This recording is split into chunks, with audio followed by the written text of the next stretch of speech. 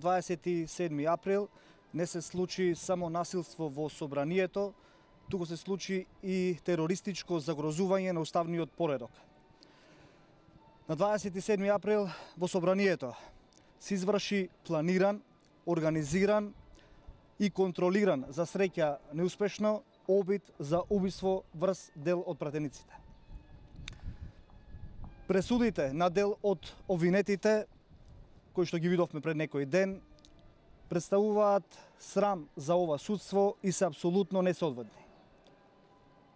Ако судот и обвинителството продолжат на истиот начин да ги третираат и останатите насилници кои што се обвинети, им порачувам дека ќе станат апсолутно соучесници во злоделата на 27 април.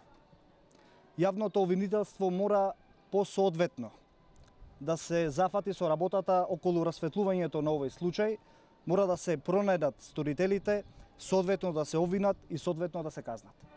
Во спротивно ќе се испрати несоодветна порака во јавноста, порака на неказнување и наместо спласнување на ваквите негативни дејанија, ќе се изврши поттик на истите.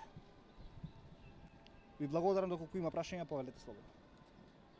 До кај разговорите со новата влада? Дали БЕСА ќе биде во новата влада? Преговорите околу формирањето на новата влада на Република Македонија се во тек, сега на ниво на работни групи и во текот на наредните недели, во текот на наредните денови, јавноста ќе биде сведок на новата влада која што ќе извлече Република Македонија од бездната во која е западната. БЕСА има услови и кои се условите на БЕСА?